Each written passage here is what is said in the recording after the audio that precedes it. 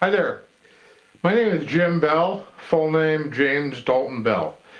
I'm here because of something I wrote 22 years ago. The text is on the website. I put the text of the name of the website up there. I had intended originally to read the whole thing to you, but it's up there now under Prague's speech. The reason I don't really want to read the whole text to you is because things are boring just to be read to people. And I think you could probably read it a lot faster, particularly using translation devices that I can give it to you. Now, I've been handing out cards yesterday and today.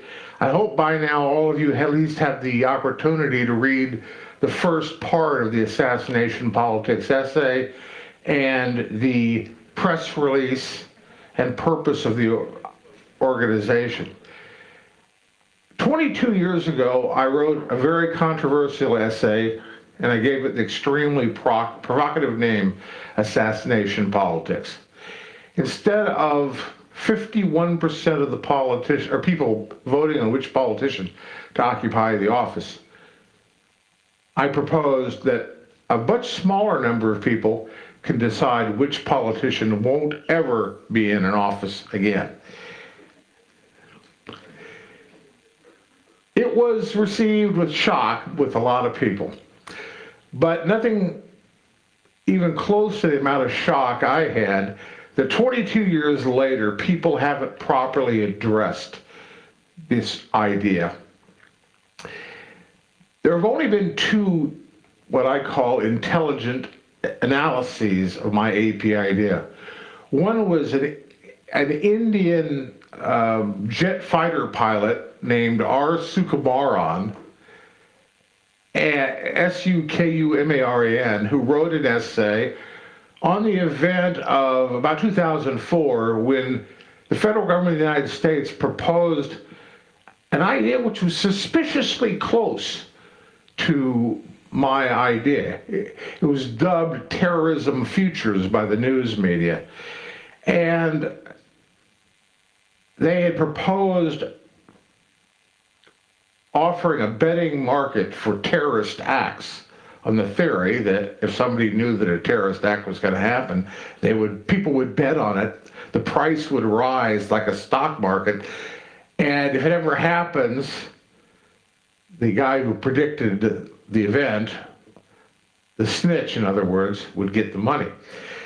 Well, I was in a particular place at the time that came out. I was in a federal prison. And apparently all my fellow prisoners, well, they knew that I was a nerd. I was a tech person. And apparently they all knew when they saw this on the news, he said, that's Jim Bell's system right there, because they do enough from talking to each other. Well, my assassination politics system was basically the idea that if a politician is doing what he shouldn't be doing, you won't want him there. And you might be willing to pay some money to see him gone forever. But you might only want to pay him €1. And who is going to do something about him for €1? Or, well, Bitcoin is closer to, but again, that's not a lot of money. But I thought, before I told anybody else about this idea, I thought, why don't we combine our donations? Bitcoin from you, or at the time Bitcoin did it, $1 from you, €1 from you, whatever, and collect this money in a pot, not a physical pot, you understand, but an electronic pot, and somebody out there will predict that particular bad politician would die on October 8th, 2017, and when that happens, the person gets the pot. Well, I decided after I thought of this idea, for a number of weeks I was very, very careful. I had this funny grin on my face. I had, to paraphrase Dr. Seuss and The Grinch Stole Christmas, if anybody are familiar with that cartoon. I said to somebody, I've thought of a awfully wonderful, wonderfully awful idea. And there is, in fact, section 2 of my essay, which is literally occurred the way I said. I was in a place called Rosslyn, Washington, a place called Village Pizza, which you actually see in the credits for a Northern Exposure TV show. Her name was Dorothy, and she has a last name, but I'm not going to reveal it because, well, not unless she agrees. We were going up there to celebrate Northern Exposure, the TV show that was on 25 years ago. Well, we sat down, and she knew that I was an inventor, and she said to me, Jim, what other inventions are you working on? And I said to her, well, I have a new idea, but it's really revolutionary. And I said, literally, it's revolutionary. She came back to me and she said, well, okay, what government are you planning to overthrow? And I said, all of them. Each and every one. The shock I had over the next 22 years is that the world has not taken the bull by the horns and actually addressed my idea. We have Kim Jong-un threatening to throw nuclear bombs every which way.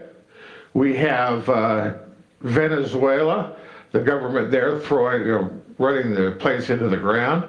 We have Syria poisoning its people with sarin, chlorine, and other awful chemicals. Now, how do I know how awful they are? I have a degree in chemistry from MIT. And believe me, I've had a lot of awful chemicals in my parents' basement, which I knew how to deal with, but most people don't when they get dropped on you from 20,000 feet. I have a solution to that. I have a solution to nuclear weapons. And I had a solution 22 years ago. If you don't want somebody using nuclear weapons or even having them, you find out who has them and say, I'm going to donate a couple dollars to see you dead if you don't dismantle those weapons immediately and show it on TV and invite people and make sure everybody knows that all the nuclear weapons are dead. They're gone. They're not coming back. All right? This was my idea. Before I told anybody about part 1 of the essay, the reason I had a grin on my face is because I'd solved that problem. Well, 22 years later, have you solved that problem? No. Is it because you had a better solution? No. You didn't have a solution. You still don't have a solution. Kim Jong-un has bombs. Pakistan has bombs. India has bombs. There's plenty of others. So that's the idea I had. So a few weeks ago, I was considering giving what would be, for me, a usual speech. The same thing I said more or less in Acapulco a few weeks ago.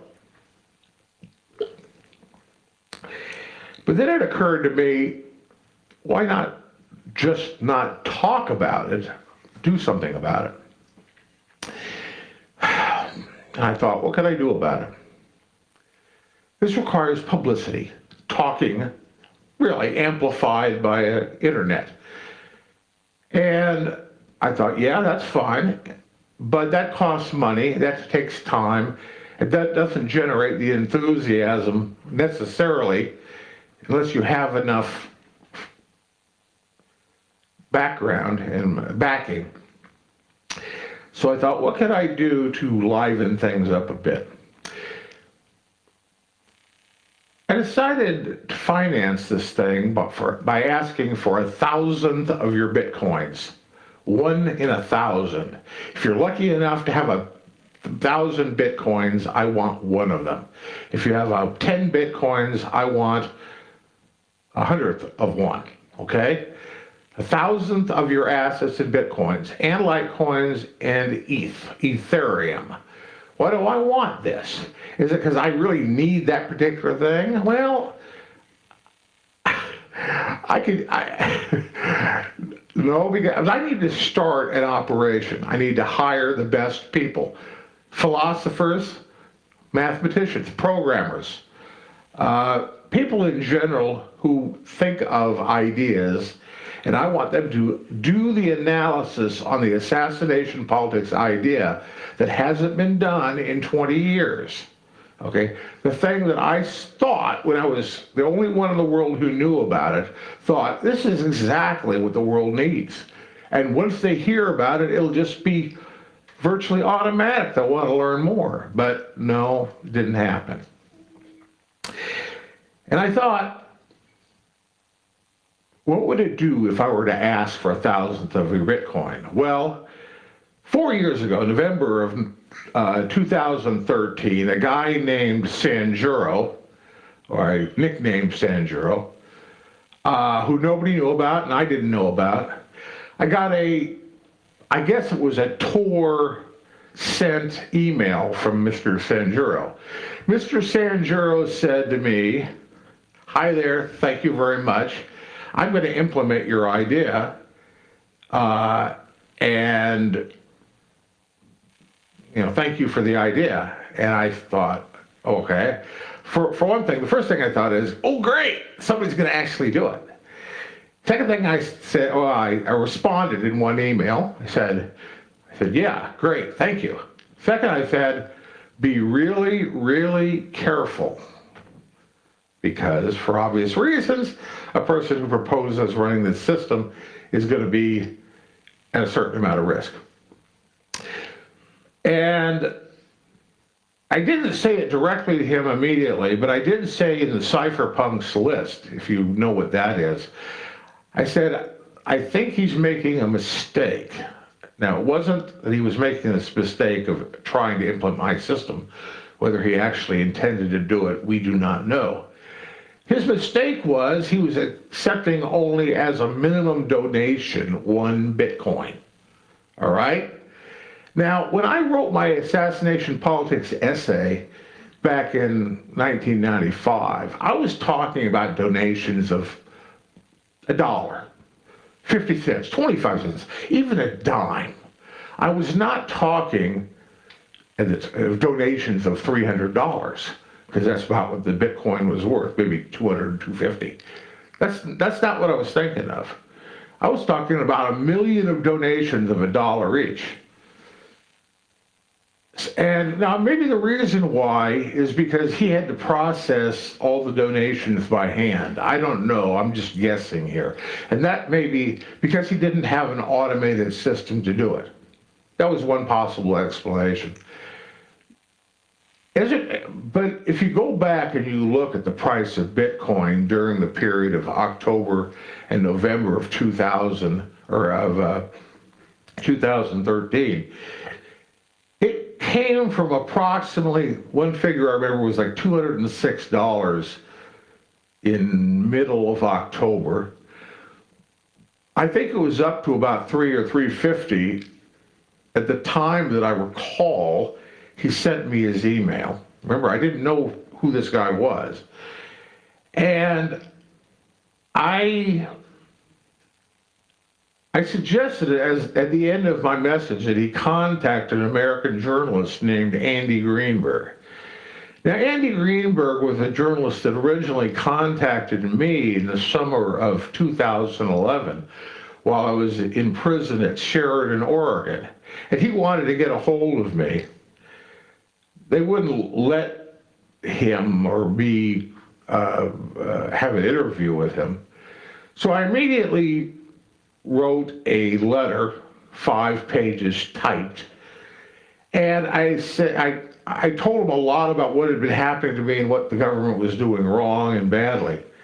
Well, he didn't write an article immediately, as far as I know, but he started writing a book, and the book was called, let's see, what was Andy Greenberg's book?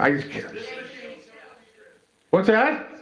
Yes, sorry about that. Pardon me. I'm 59 years old. My memory has been very good in my life, but, okay. Mr. Greenberg wrote a lot of stuff about me, and I won't claim it's as far as it being libelous. No, it wasn't. The problem is that a lot of it was just somewhat inaccurate.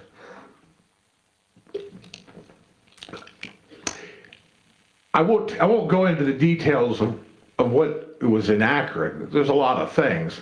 But they were things that if I could have just told him, hey, that's wrong, this is the correct, I wouldn't demand, a veto power on what he wanted to write, but I could have corrected what he had said in the end.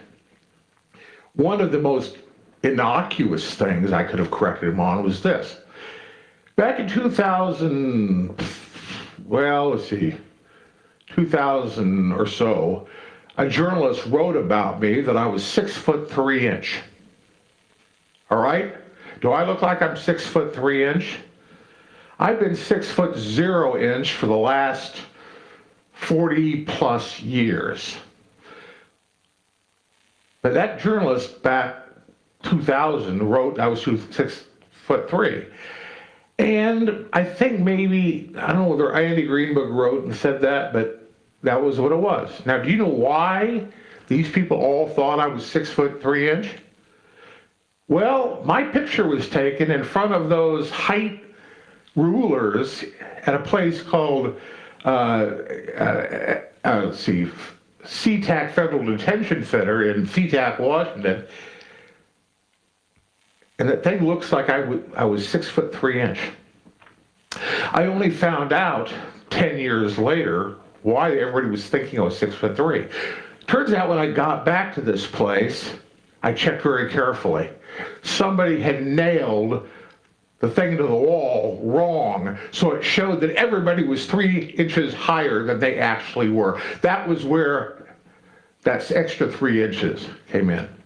Okay, all right. That shows you how competent federal government employees that work for the Bureau of Prisons really are. All right.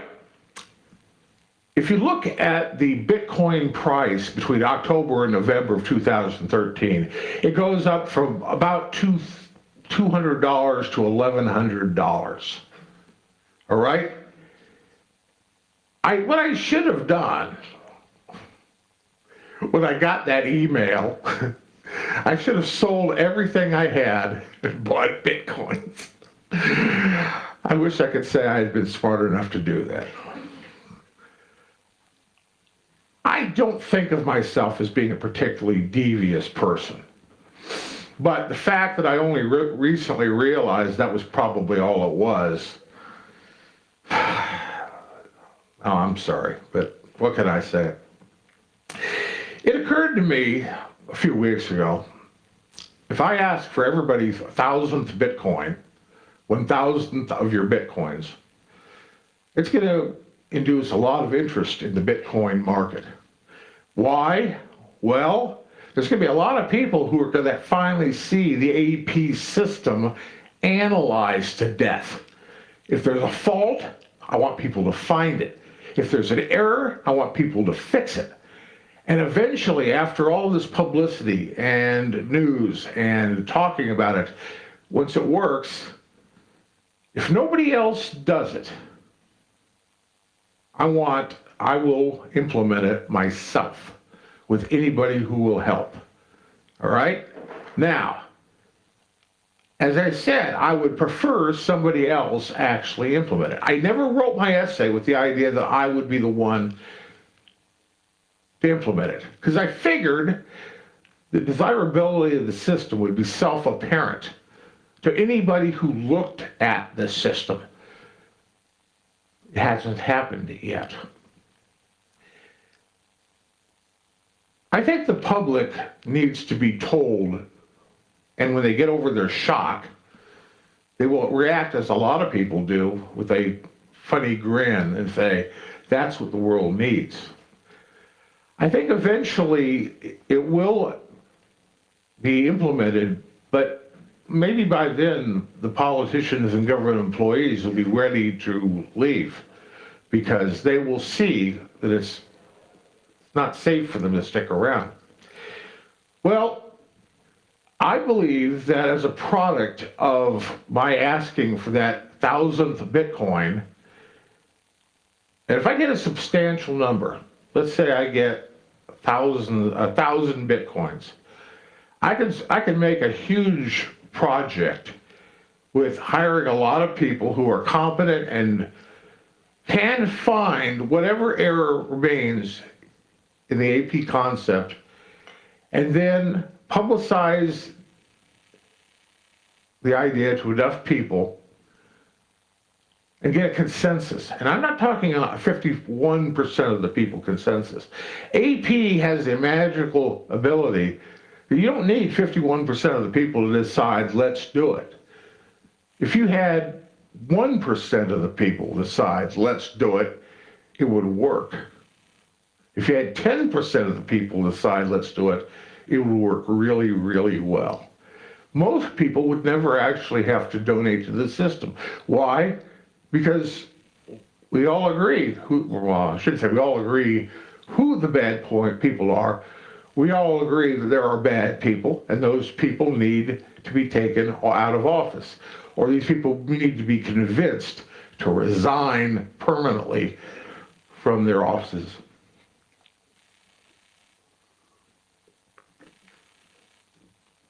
So it is quite conceivable that if I start getting a substantial set of donations, the price of Bitcoin could go up. If it went up as much as Sanjuro's effort, and by the way, nobody knows who Sanjuro was or is. I can promise you it wasn't me, all right? The only contact I had with Sanjuro was one email to me and one email back over the Tor network to him. If on the strength of one proposal publicized by Andy Greenberg to the rest of the world, and by the way, within one day of Andy Greenberg's article, there were about 100 other articles that appeared by other journalists on the internet mirroring basically what Andy Greenberg said. Oh, let me tell you this. Let me explain why Andy Greenberg is a little bit more important to this than you might imagine. I had read Andy Greenberg's book, This Machine Killed Secrets, and I told you that there were a number of things that were inaccurate, and he didn't even bother to get me my view on some of these issues. I wasn't feeling particularly happy about Andy Greenberg.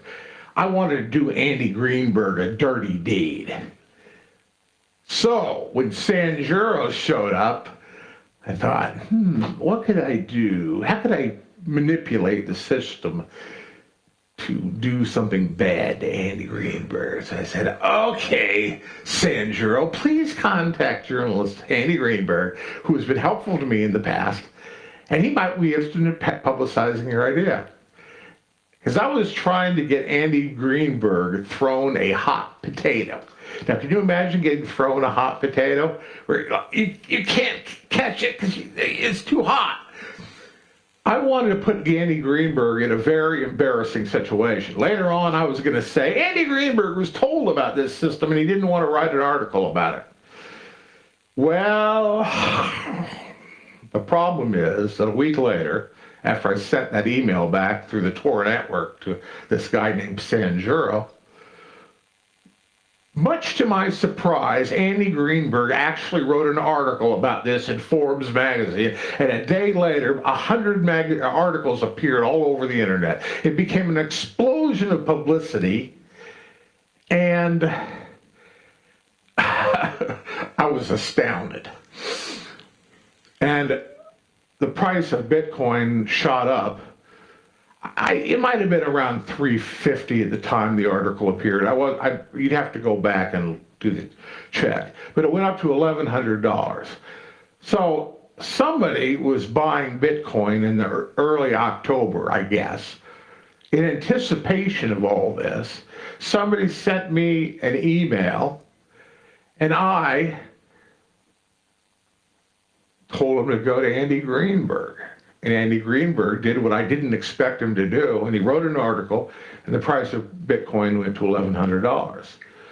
Well, guess what? Suppose you're out there and you have a Bitcoin. Or you have a lot of Bitcoins, but let's say you consider one Bitcoin you have. If you give me 1,000th of a Bitcoin, what would happen if the price of Bitcoin went up by a factor of 3? Which is about what it did after Sanjuro's article appeared. Well, you've given me a 1,000th of your Bitcoin, so you have 0.999 Bitcoins left. You know, you might wonder, why should you give this guy even 1,000th of a Bitcoin? Well, that remaining 0.999 Bitcoins, if it triples in value, let's say, I don't know what the current value, maybe it's like $4,400 today or something equivalent.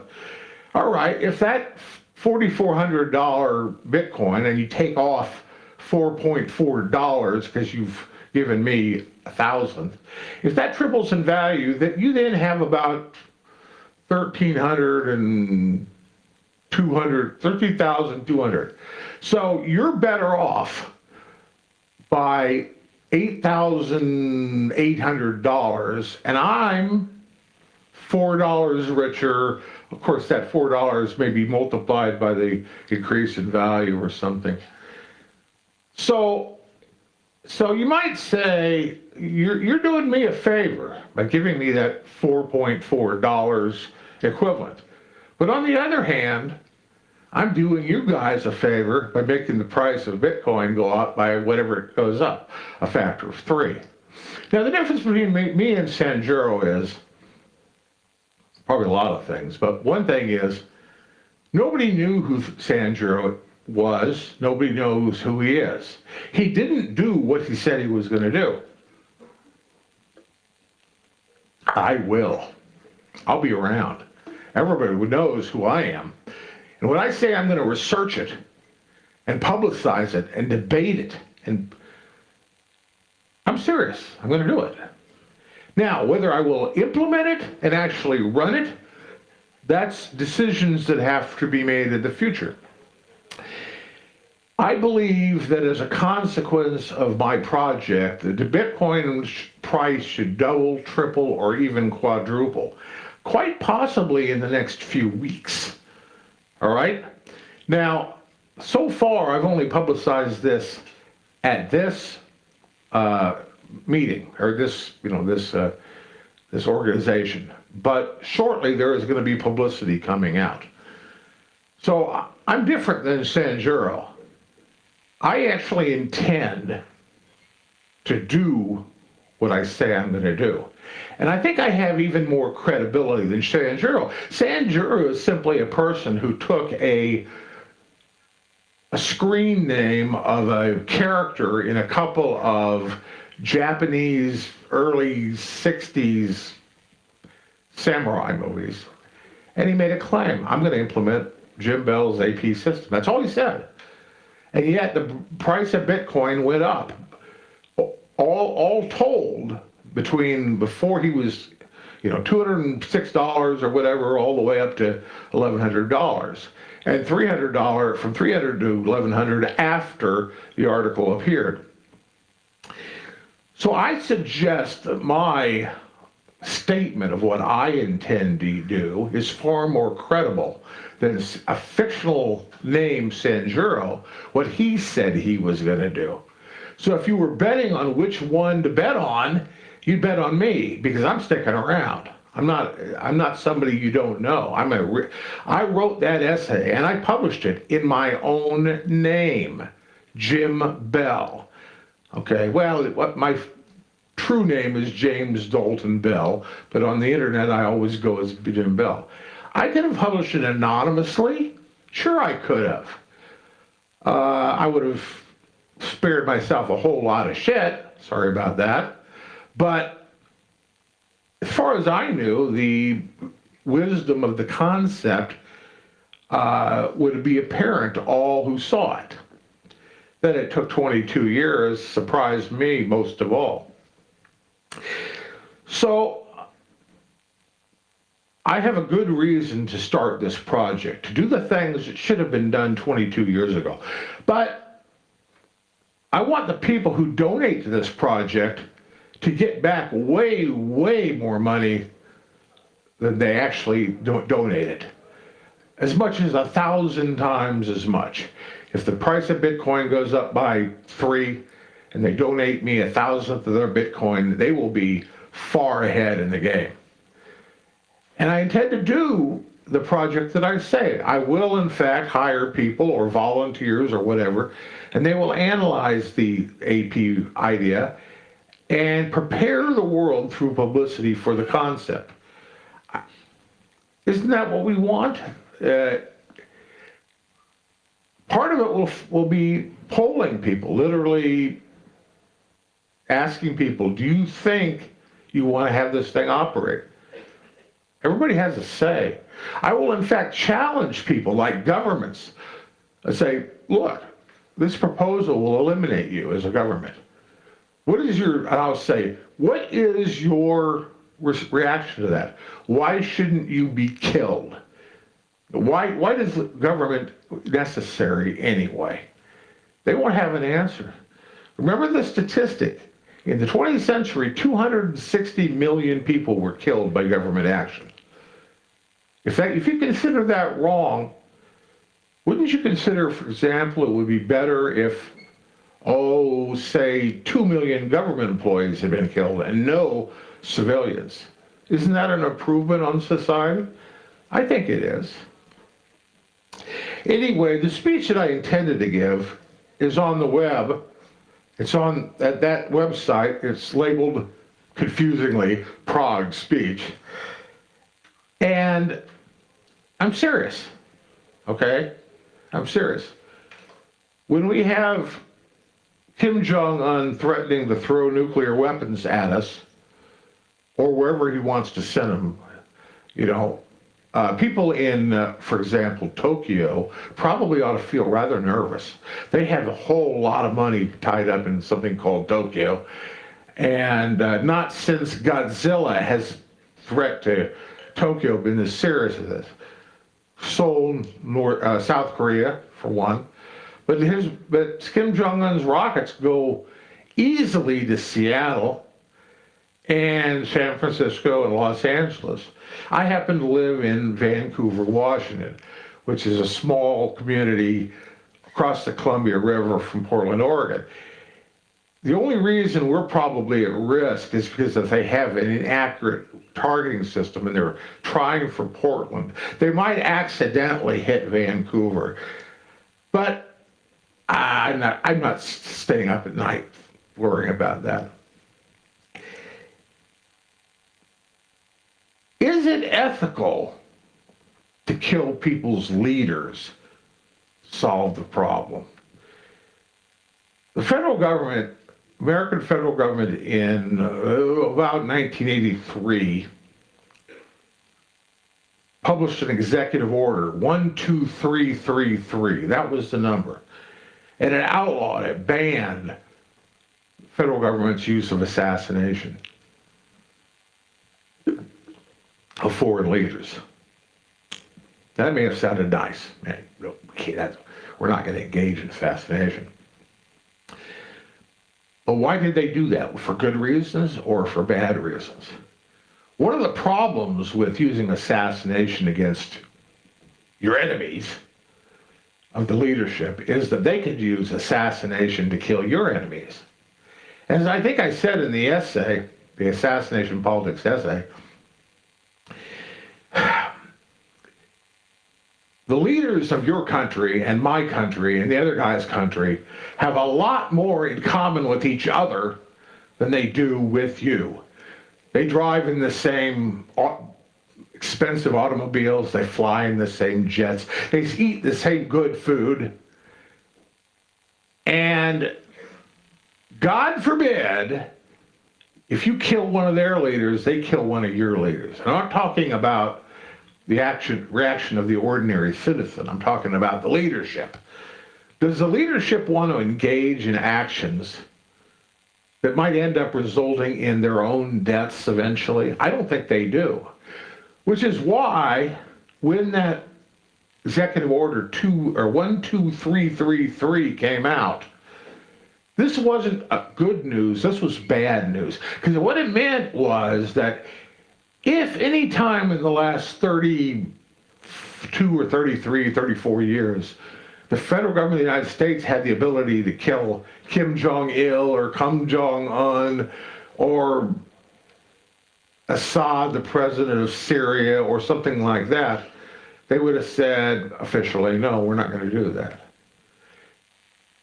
In other words, and make very, very clear, they would gladly send thousands or millions of us to our deaths before they themselves are physically threatened. Is that a good idea or a bad idea? There was a king of England, named Richard III. And you may have been following the news over the last few years, and you found out where he was buried. Now, Richard III, I think, was the last king of England to die in battle. And he was written up in a Shakespeare play, which is probably why he became as famous as he was. He actually did battle. They don't do that anymore. Kings don't go into battle. If you're interested in something, I want to direct you to a movie. It was called The Surrogate, or what was the other name? The Challenge. It was about a 1970 TV movie in America. You almost will never, it's on YouTube, by the way, for free, which is odd because YouTube tends to charge for movies. The main actor was Darren McGavin, and it had to do with a battle between the United States and an unnamed ally of Red China. That's what we used to call China, Red China, Communist China. Presumably it was North Korea. Apparently they had found some satellite that had fallen, and there was going to be a war potentially if that stuff didn't get collected back, because it had a lot of secrets in it. So they ended up solving the problem by sending 2 fighters onto this island. They evacuated the island, sent the 2 fighters there, and they started a 2-man war. Now, eventually, no, I'm not gonna kill the suspense. But I saw that movie live on TV the first time in 1970, and I remembered it. It was called The Surrogate or The Challenge, depending on where the source was. But it was the idea that instead of thousands of ordinary people dying in a war, why don't you just have 2 people? Or in this case, maybe some leaders. If the president of our country and the president of that other country have a dispute, give them weapons and let them fight it out. How many wars do you think we would have if that was the rules? Not too many, don't you think? Anyway, now you know what I want to do. You know what I want for it. I need 1,000th of your Bitcoins, 1,000 of your Ethereum, 1,000th of your Litecoins. Money is fungible. If you have lots of Ethereum and lots of Bitcoins, feel free to send in the appropriate amount.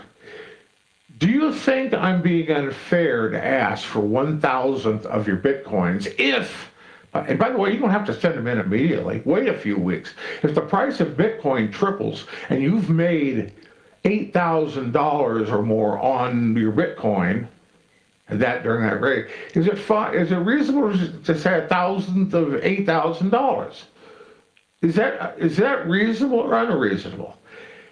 Is anybody going to argue that, well, Bell, you didn't really do that, it was actually just some market fluctuation?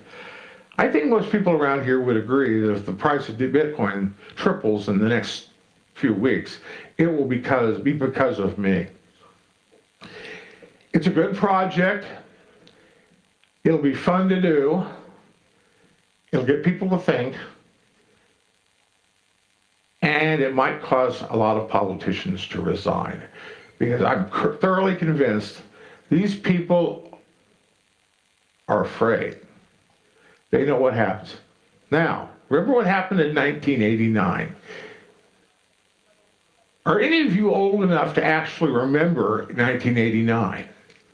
I was very much old enough to. I am 59 and a half years old. I was born into an era where nuclear bombs on missiles was already an accepted reality, okay? My parents had to deal with the 50s. Did we ever see, a movie, The Day the Earth Stood Still? Everybody heard it, that movie? The Day the Earth Stood Still? Good movie, you ought to watch it. 1951 movie. I better not ruin the suspense. Just watch the movie, The Day the World Stood Still. The concept then in 51 of nuclear bombs being paired with missiles was a whole new thing. Before then, a bomb had to come in by aircraft, and I just spent going from New York City to Moscow yesterday 8 hours in a modern jet plane. Now, you want to know why I was in Moscow? It's a long story. I was trying to go from Toronto, or from Vancouver, Washington, to Toronto to Prague. But oh no, the Canadian authorities, when I changed planes, found my record and says, no, we don't want you in Canada. I said, well, just send me on to Prague. That's where I want to go. No, we can't do that. They said, we have to send you back to America. So they sent me back to New York City, where I hadn't been for about 30 years. And the people who ran this operation had to get me there to Prague quickly and in a way that wouldn't risk another one of these being set off back to somewhere else. In the end, they found 2 flights. One flight went through Moscow. The other flight went through Turkey, Istanbul. And I had to decide which routing to take. And I thought, keep in mind, I'm 59 years old. My country's relationship with Russia, or Soviet Union, wasn't very good when I was young, and still there was, it's not exactly a happy relationship now. So I had to decide, do I want to go through Moscow or do I want to go through Istanbul? And I thought, I want to go through Moscow. And you might wonder, well, why did I decide that? I'll tell you why. I figured the government of Turkey might actually be interested in doing a favor for the federal government of the United States by locking me up for a few days or weeks or months. Now, I have spent 13 years in prison in my life. A little bit of prison doesn't bother me one bit.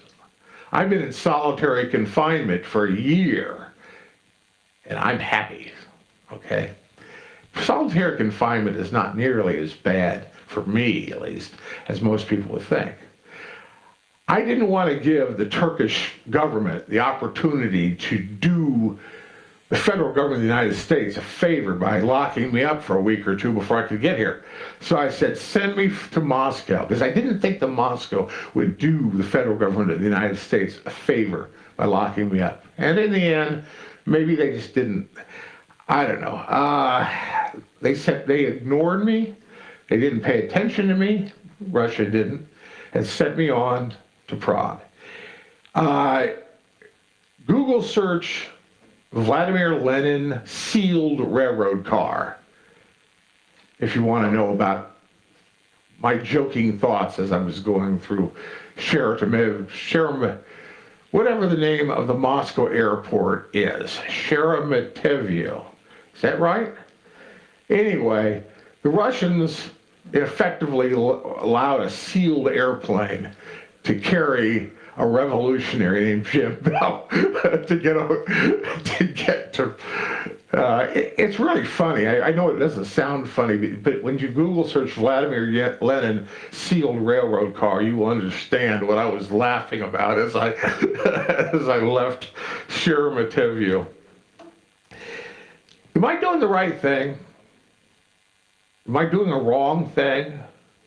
I've had patience. I've had 22 years waiting for something to happen. You don't want to get bombed by a nuclear bomb.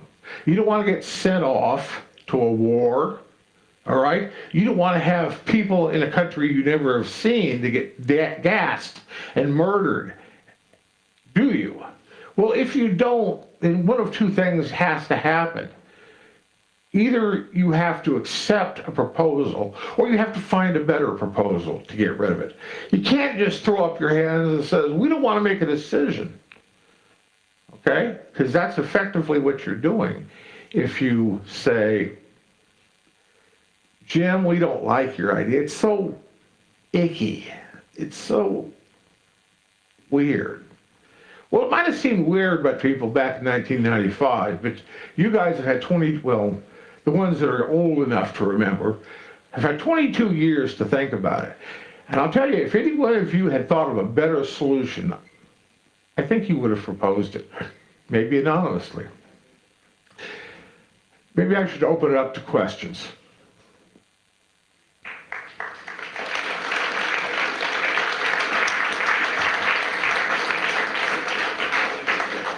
Okay, Jim, thanks a lot for your presentation. I mean, I think many people will definitely think about it, including me. I have just two technical notes that can improve your project. The first thing is that the Bitcoin is not anonymous, as many people think. It's pseudo-anonymous. So I strongly recommend you to accept truly anonymous cryptocurrencies as donation, like a Monero, for example, or Zcash. We are a big fan of Monero and also Zcash and of all other truly cryptocurrencies, because I think especially for this project, most people would definitely appreciate donation in truly cryptocurrencies. And the second, maybe totally crazy idea, maybe it would be a good idea just to create ICO for a project. Okay, so questions.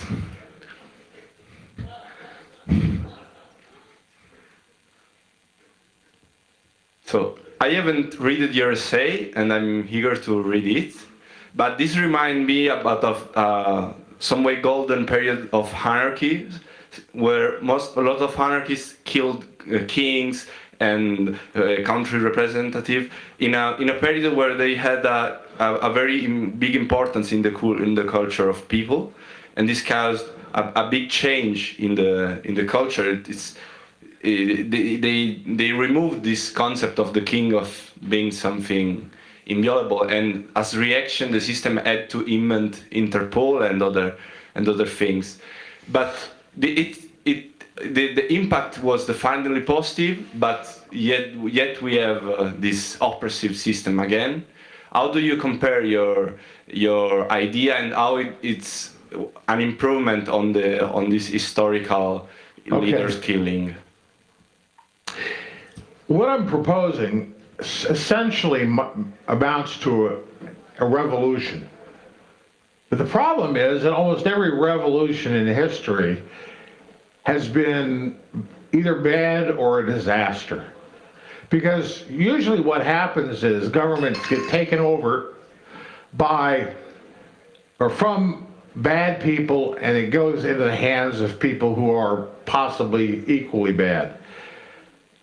That I do not believe is possible using the AP system. Why? Because it will continually operate after that to take down any threatening governmental system. It's not just It's not just the first guy that you're trying to take down. It's the second guy and the third guy and the fourth guy and the fifth guy, okay? And even if they lock the top guy into a bunker in the concrete, he has to have people outside, so you target them too. Eventually, they can't act, they can't do anything against you if they can't even show their face. And everybody, all of their assistants can't show their faces. I believe that this is an uncorruptible system to a first and second and third approximation. And it will continue to eliminate governments out there. Okay, another question? So, Jim, I have a question. Assassination markets, assassination politics. Yep. Is assassination politics is an assassination market aimed at politicians.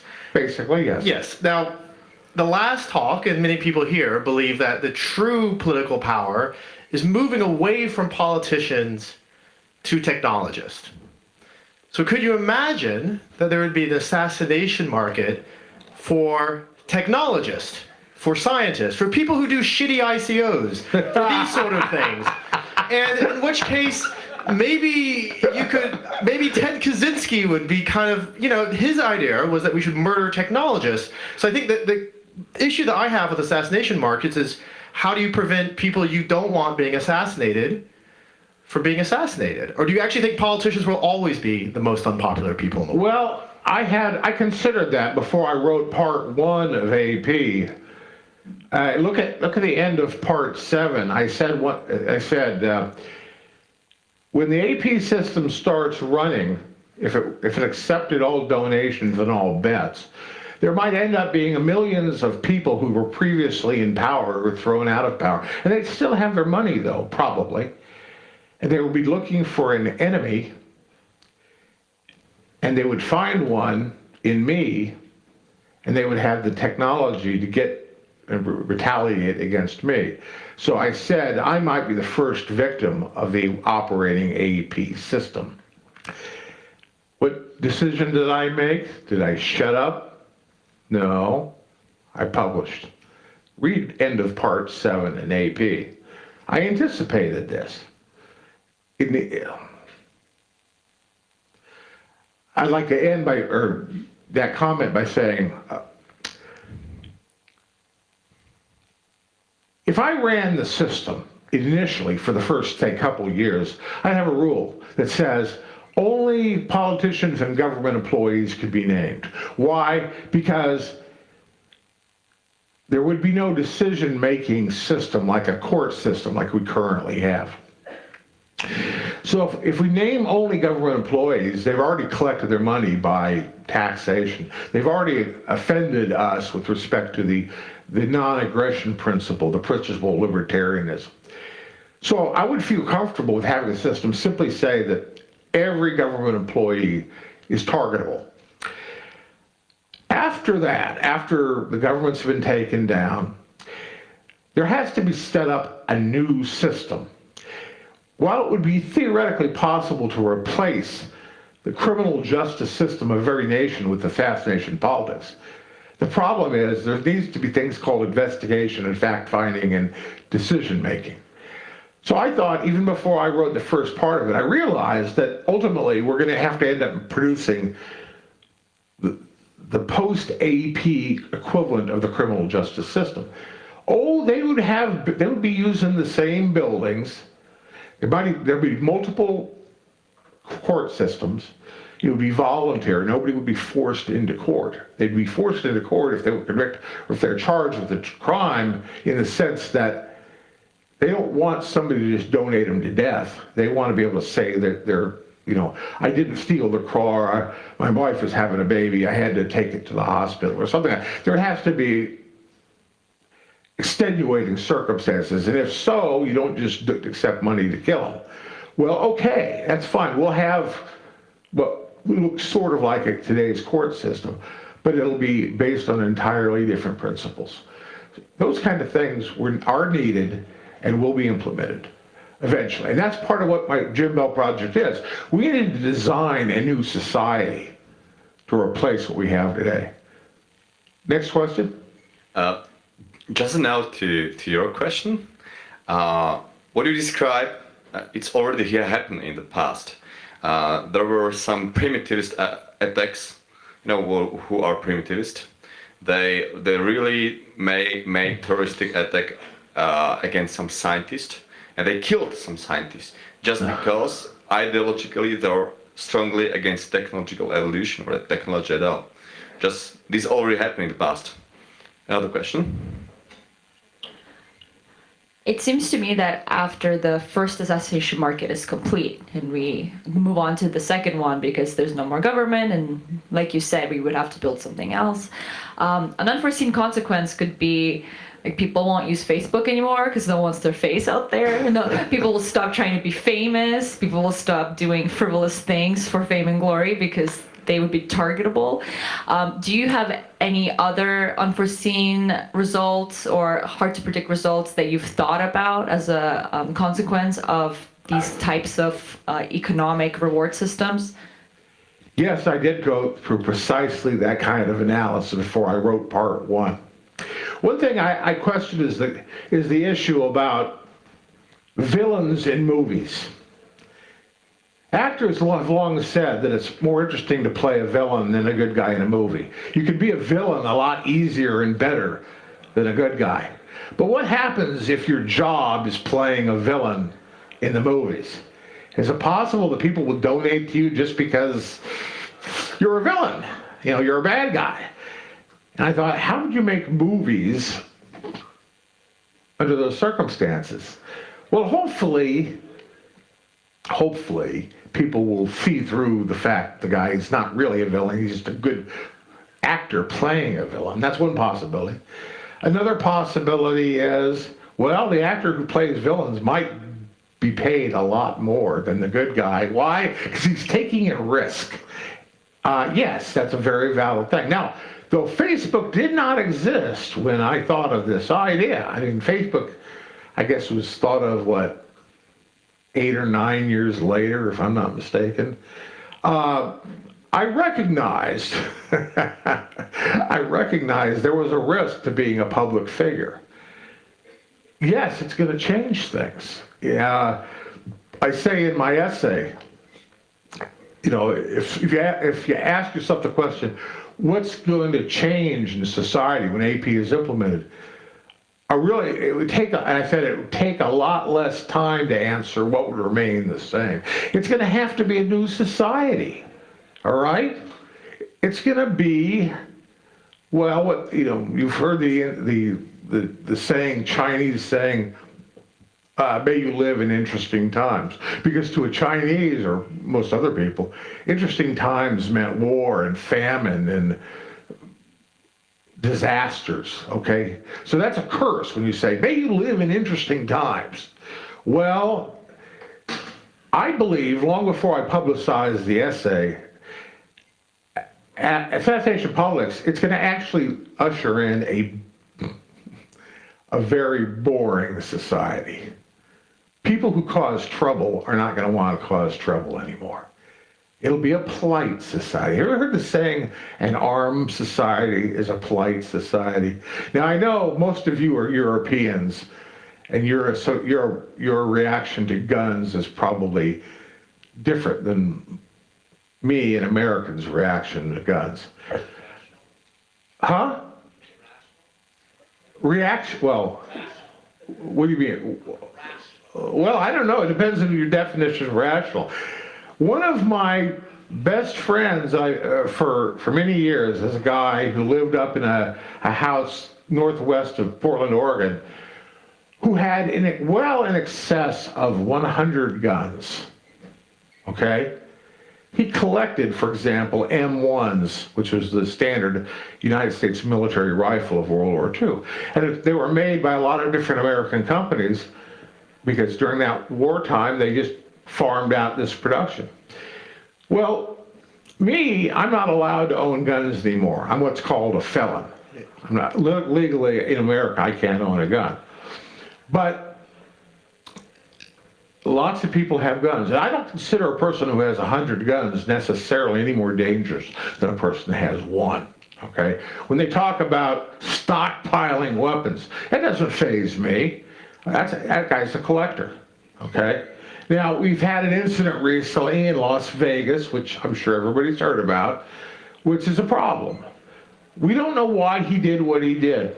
I have no idea. Maybe, but it's gotten way, way too common these days. Back in 1966, I think, there was a guy who famously got onto a top of a tower at Texas University. They called him the Texas Tower Shooter. And he ended up killing 6 or 7 people. And that was so shocking, because back then it didn't happen.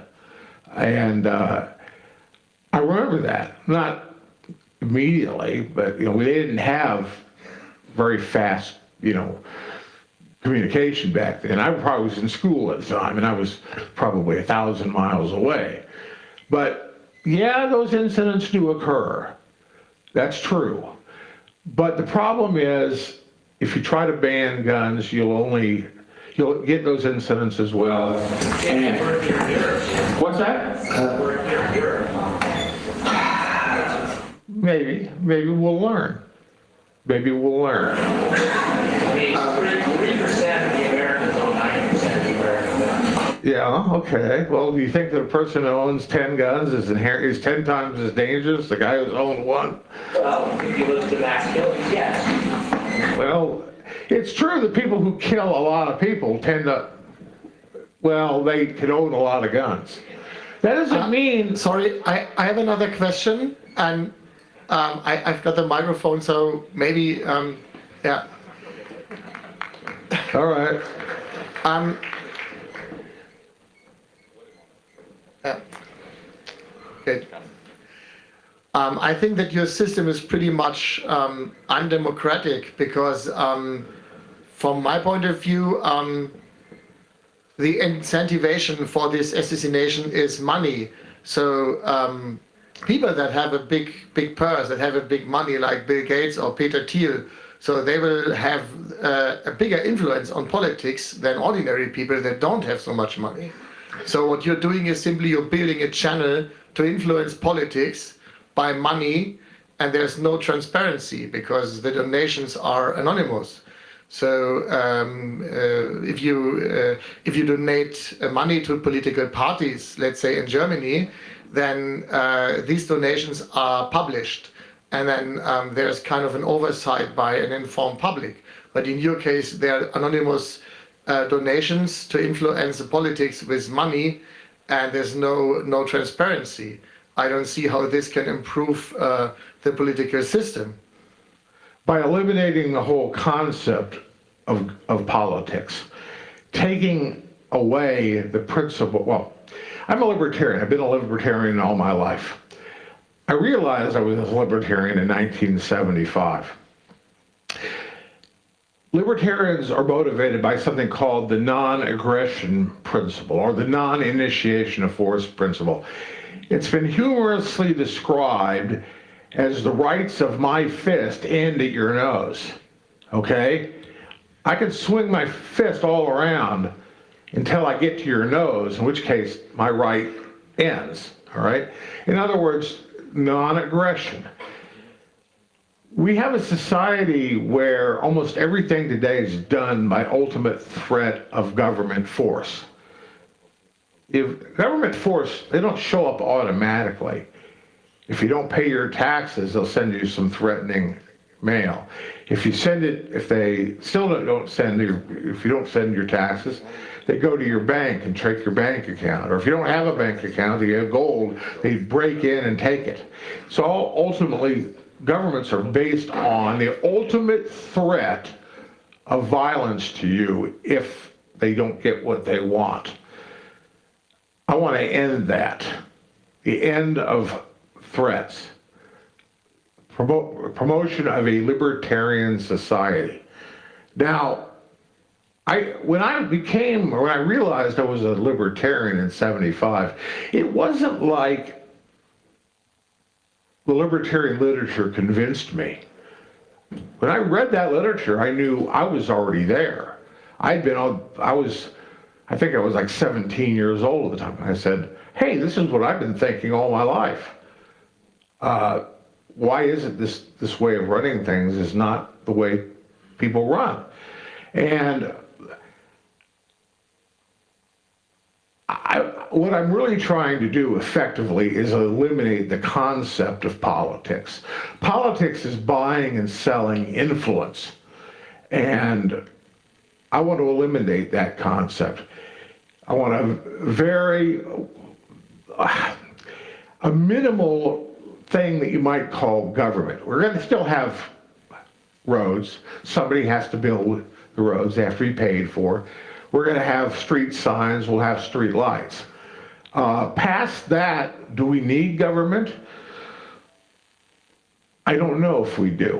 And that's part of what my Jim Bell project is going to implement or design.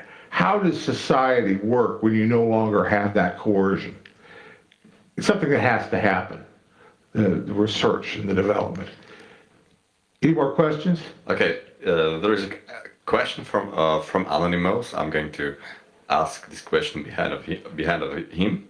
So the question is, how do you want to prevent existing politicians to use assassination market to kill another politician? For example, how do you want to prevent Donald Trump to kill Putin? And personally, I think this is not a problem, but this is just a question. Okay, that's a good question. How do you prevent it? That assumes, does it not, you want to prevent it? Do you really want to prevent that? I don't know. Myself, I don't want to prevent that. If they want to kill each other off, that's fine with me. I wish they'd started to do it a long, long time ago. Second thing is, the system is open in the sense that the donations are known. Okay? You know, the donation amounts have been known. The difference is nobody knows who's actually making the donation. If people in some far off country are offended by something that an American politician does, they will donate anonymously to a fund to see an American politician dead. But nobody will know who actually made the donations. Are they people from that far off country? Or are they Americans who don't like what that politician is doing? And when eventually, if the contract needs to get up, you might say, will it be a far off country assassin who will fly the owner's flight into America and do the job? No, probably not. It'll probably be an American who will do the job. And it'll be like Uber for assassinations. Excuse me? Hold on. Somebody wants to describe assassination market as a GoFundMe for murder. All right. When we were talking about the non-aggression principle, I think that if you can't actually enforce that only government officials can be targeted by your system, aren't you actually violating the NAP of the whole planet? My answer to that is a person who works for government is already accepting a paycheck full of government stolen dollars. So he is also violating the non-aggression principle merely by doing that. I need to add, however, clearly that doesn't mean they are all on the same level of violation. In my country, in America, a large number of teachers are government employees. Do I have some, my mother used to be a teacher decades ago. Do I have some objection to teachers as government employees? Well, they are about the most innocuous kind of government employees there typically are. I would propose that people who worked for government law enforcement agencies, I'm talking about the CIA or FBI or the American Internal Revenue Service, the tax collectors of America. I think those will be by far the most likely targets.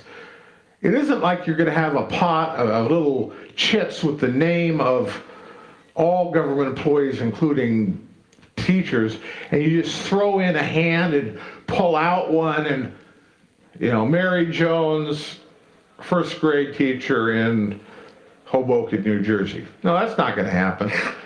You know, it's going to be the ones that probably really deserve it, okay?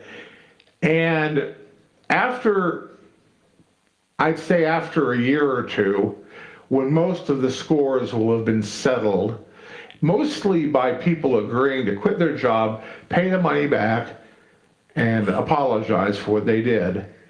You know, it's like the Truth and Reconciliation thing of South Africa, or what happened in East Germany. You know, they've gotten along after that. But I think a person who collects money with the government paycheck has already aggressed against you, and therefore you're not initiating force to stop him from doing so. You would hope that he would stop on his own, but like I say, the primary targets will be people not merely accepting the paycheck, but doing something beyond that. The people who planned the Waco incident in Waco, Texas, back in 1995, which happened, by the way, a month or two after I thought of my AP essay and I wrote the first part of it. But those would be an excellent set of targets. Timothy McVeigh, the guy who blew up the Oklahoma City federal building, I use him as an example of a person. He ended up killing like 186 people who were mostly, you'd call them fairly innocent. They might have been government employees. They were accepting stolen tax dollars. But if I could have talked to Timothy McVeigh before this, I would have said, Mr. McVeigh, would you rather kill 186 relatively innocent people, or write down on this piece of paper, name 20 different people who were responsible for the Waco incident? Now, does anybody remember the Waco incident here? I know it happened in a different country. It's a long time ago, but it was, okay. Look into it if you're interested. Waco. I said, if I could say to Timothy McVeigh, do you either want to kill 186 ordinarily innocent people, or 20 named people that you want to kill that actually were responsible? Would you rather have a high body count, or target a small number like 20 very, very guilty people?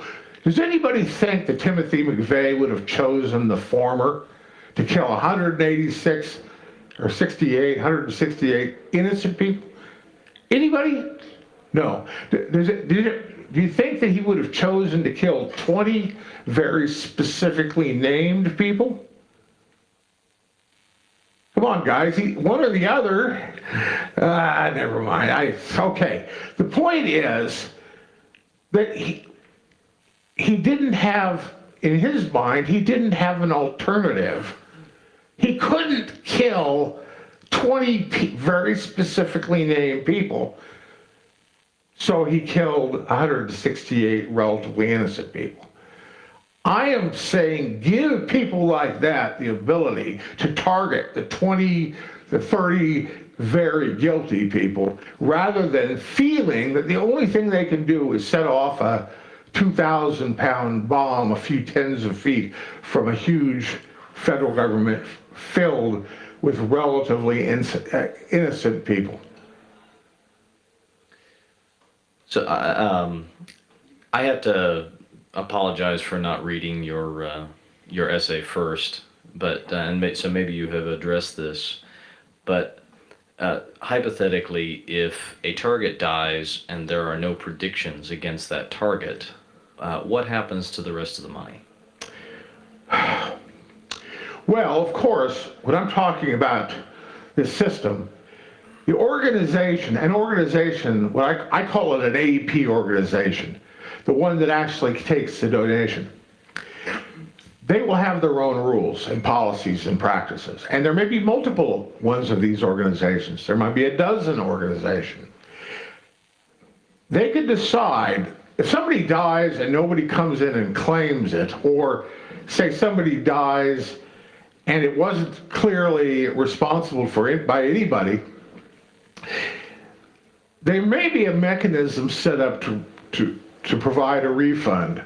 Or possibly the money would be distributed over other names. Again, this is something that the organization itself would want to do. I mean, would want to decide. Though I thought of the system, that doesn't mean I get to dictate the way these operations work. If you have a dozen of these assassination politics type organizations, one of them does this policy and another one does this policy. It'll be like different restaurants or different, different stores, grocery stores. Everybody acts it a little bit differently. Well, fine, that's competition. So how the money actually gets given back, if it does, would be up to that organization's policy. I did anticipate that some people, if they get a big enough bounty on them, will decide, well, I'm dead anyway, so I'm going to predict my own death and then cause it and donate the money to their wife or children or parents or whatever. Okay? They call that cheating the hangman. I don't know. Is that wrong? So you were talking about some kind of centralized court system to decide who's targetable and who's not. At that point, doesn't that kind of defeat the purpose of the decentralized organization? Doesn't it just become whoever controls the courts controls politics? Hold on.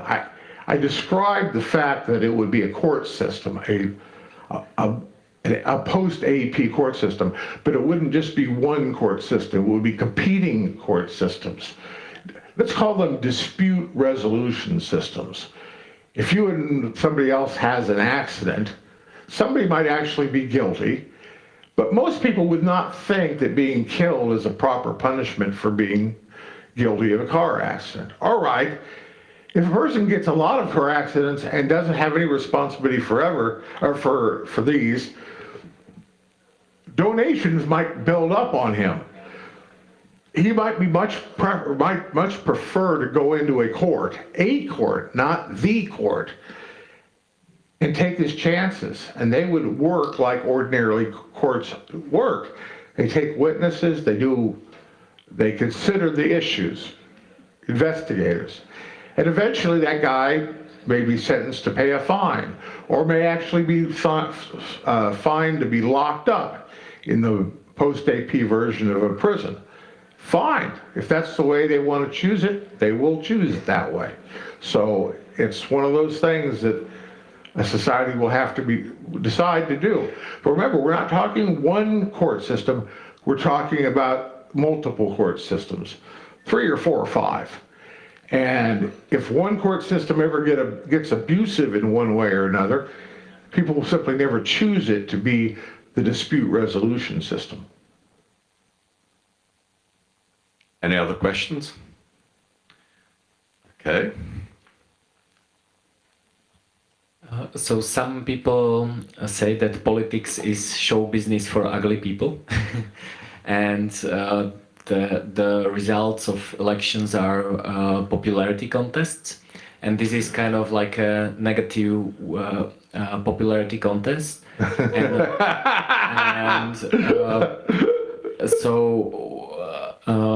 like your version of AP system would only accept donations on politicians, but the question is, if someone builds such system, it could eliminate people who are simply not popular. So what would be your reaction to that? I'll react to that. When I said that if I run the system initially for the first, again, I'd say for a year or two, it would accept donations only against politicians or government employees. And the reason is that unless you have an alternate court system in place already, you can't easily determine great guilt versus a little bit of guilt. So it seemed to me, when I thought about this idea over 20 years ago, for a short time, like I say, a year or two, the best way is to target only those people who are genuinely guilty because they accept a government employee, a government paycheck. Now, for a year or two, a lot of them are going to be gone or resigned or whatever. Once the governments effectively are unable to operate, once they've been dissolved effectively, at that point, society has a task of setting up these multiple courts, competing voluntary courts that will compete for your business, okay? Effectively, you're not forced to go into that court. You go into the court because if you've done something that's a little bit wrong, but everybody's saying it's a lot wronger, if you go into that court, you can plead your case, and maybe you'll get a far lower sentence, a fine of money, or a term of confinement in prison, rather than being killed. Okay? You don't normally expect to be killed over a minor incident. Well, fine. We replace that with something that a court decides, and it isn't a centralized single court. We have competing court systems. The competition is what will provide the fairness in the operation. If a court ever becomes unfair, people won't want to go there.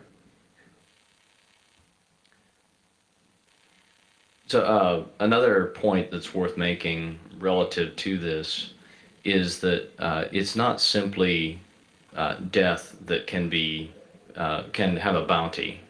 So, for example, if one of these organizations, one of these AP organizations, is perceived as being a bad actor, it is also possible to put a bounty out for the information leading to basically unmasking the people running the AP organization. That's a possibility. Which could be used to prevent, could be a mechanism to prevent this being used against unpopular people or being used unfairly. Mm-hmm. One of the things I thought of before I wrote part one of my essay is that if government,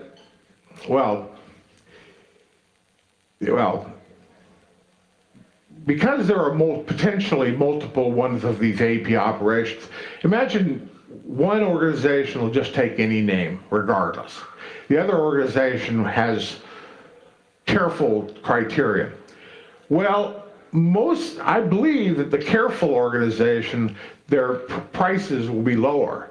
More of the money will go to the assassin, less of the total cost will be lower.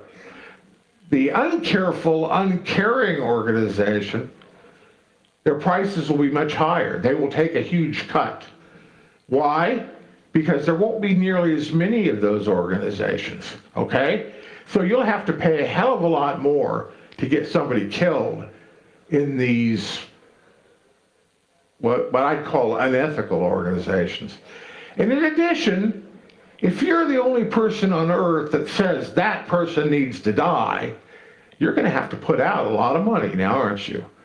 1,000 euros, 10,000 euros, 100,000 euros. But if that person that you want to see dead actually is a bad person, and millions of people, or at least thousands of people, think he's a bad person, you don't have to put out 100,000 euros.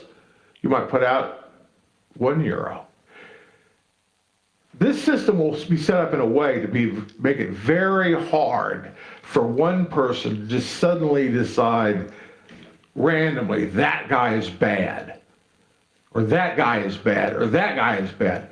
But it'll be very easy to target people who are genuinely bad. If you can convince 1,000 of your best friends to donate 10 euros each, hey, you've gotten somewhere, But if you're the outlier, if you're the individual who has the odd quirk, and you're not going to find it very easy to target anybody because the money is split ordinarily among good targets. A target that should be targeted will have lots and lots of donors. Now, one proposed, when they were originally discussing the idea, Jim, why don't you just have a restriction on the size of donation? Anybody, the maximum of, say, a 10 euro donation. Anybody know what's wrong with that idea? Come on, people. Huh? Exactly. And I went through that idea long before I first published my essay. Yes, you can't, that's an artificial limit.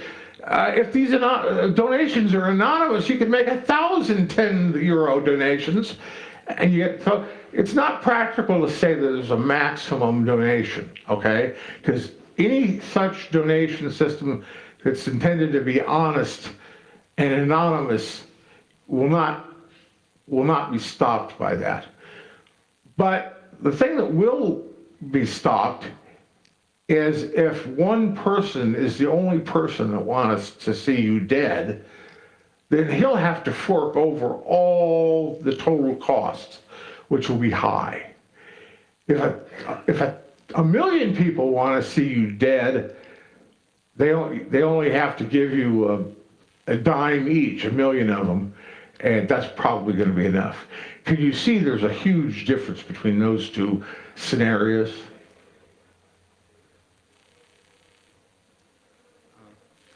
Hello. I would like to ask you, why do you think do we need specialized assassination politics markets?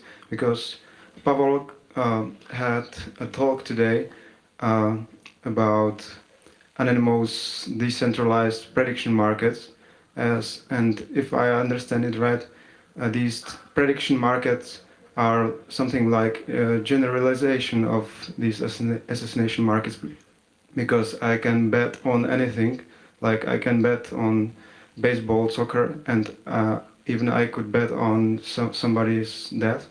So wouldn't it be better to have these anonymous decentralized prediction markets when there are no rules, no operators, and these better? Could I'm not sure I understand. You're talking about sports? I'm going to explain it, Jim. So today I had a presentation about concept of anonymous decentralized prediction markets as a general concept, and you have the specific implementation of this concept. So I was just thinking, I was thinking about using this prediction market, anonymous prediction market, for perfect corruption. Because thanks to prediction market, you can achieve in a similar way, for example, perfect corruption. So you can make anonymous economic incentive for some politician to be corrupted. Because, for example, you bet, I don't know, such amount of money that you on this day you will vote for the. So I just so the question is that these. The concept of prediction market is quite general. It's a general, and this is the specific implementation for marketers. Okay. And so the question is, what do you think about general idea of prediction market? Here's my comment about that.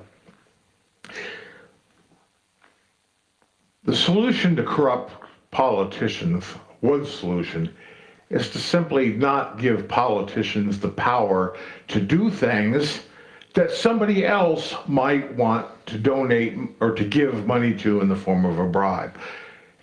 A politician that has little or no power cannot collect bribes because you can't buy influence in order to buy influence, you have to have influence to begin with, all right? You don't need to kill a politician who has no power. They're called figureheads. They don't really do anything. They don't accept bribes because they can't give you anything.